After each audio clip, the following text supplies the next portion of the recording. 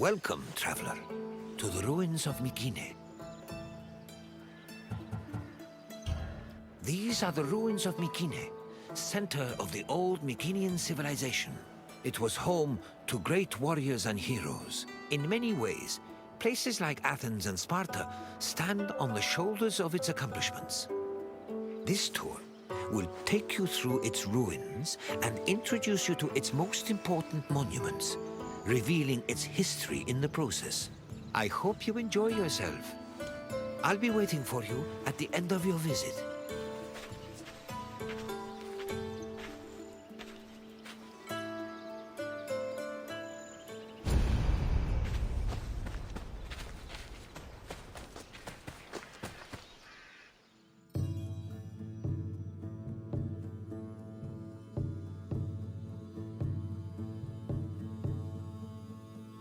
The Mycenaean civilization flourished in the Late Bronze Age between 1600 and 1200 BCE. During this period, it was mainly located in the Peloponnese and central Greece. Mycenaeans were known for exploring distant lands. Notably, they battled the Hittite-allied city of Walusa in a conflict that was believed to be the inspiration for Homer's Trojan War. But the Mycenaean people didn't only travel to fight. They learned much from their neighbors, the Minoans of Crete, such as how to write syllabic script on clay tablets. Such tablets provide evidence that Mycenaeans spoke an early form of Greek. They also tell of how great Mycenaean kings ruled over their warriors from opulent palaces in places like Mycenae, Thebes, and Knossos.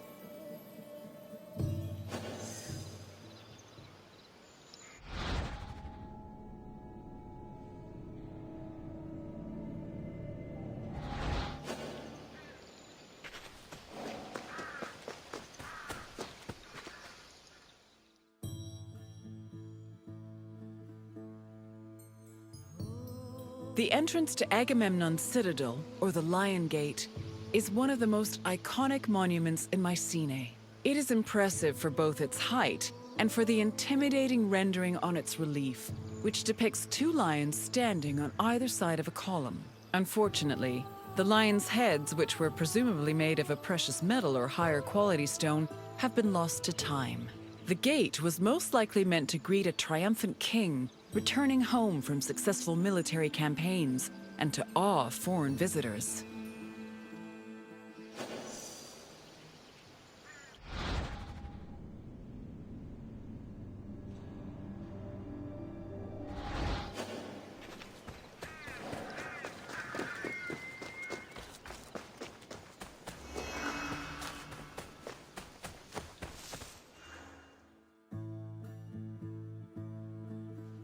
When these shafts were discovered by archaeologist Heinrich Schliemann in 1876, he believed the 6 gold-filled graves to be connected with the family of the great king Agamemnon, even going so far as to proclaim a gold mask he found within to be the death mask of Agamemnon. However, this was refuted by later excavations, which showed that the 19 bodies buried in the shafts dated back to a few hundred years before Agamemnon was even born. In fact, at the time of the body's burial, the Lion Gate and the citadel walls had not even been built yet. It's estimated that the people in the graves were members of the first Mycenaean dynasty. The graves later became a place of worship for Mycenaean kings, who raised walls to protect them. These walls helped preserve several incredible artifacts, including women's jewelry, death masks, and masterfully crafted weapons.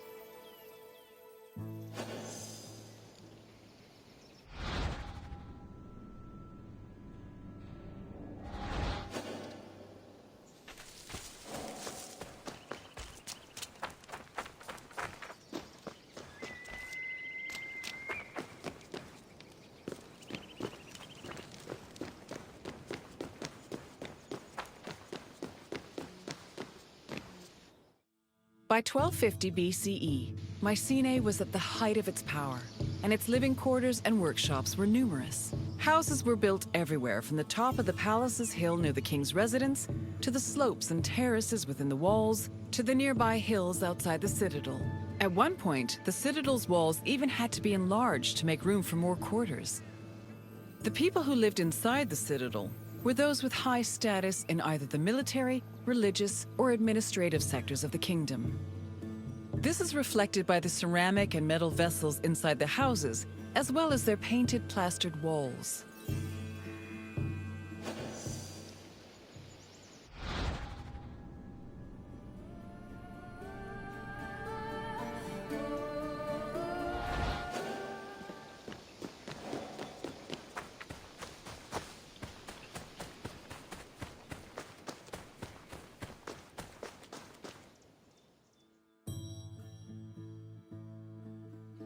A traveler seeking an audience with the king would have first ascended a steep ramp from the Lion Gate to the citadel's summit. Here, they would have walked into the palatial complex through a grand entrance called the Propylon. Once inside, their gaze would immediately be drawn to the palace's main hall, a monumental area known as the Megaron. The vividly decorated Megaron, which glittered with precious objects and colorful frescoes in its heyday, was where the king would have received the traveler. If the king was feeling generous, he would have shared with the visitor the palace's most marvelous feature, its commanding and majestic view, which stretched from the plain of Argolis to the gleaming Aegean Sea.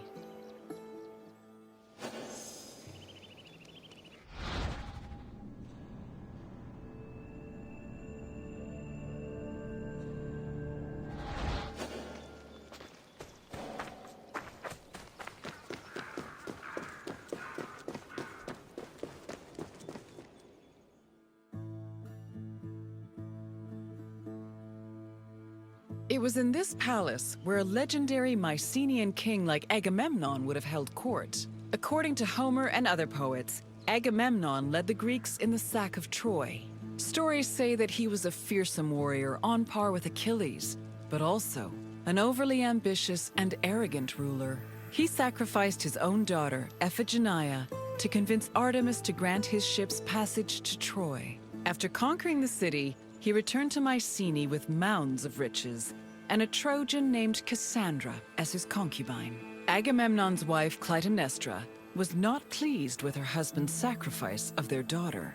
She plotted to murder her husband out of anger. The plot was successful, and, depending on the version of the story, Agamemnon was either murdered in his bath by Clytemnestra or killed by his cousin Aegisthus during a banquet.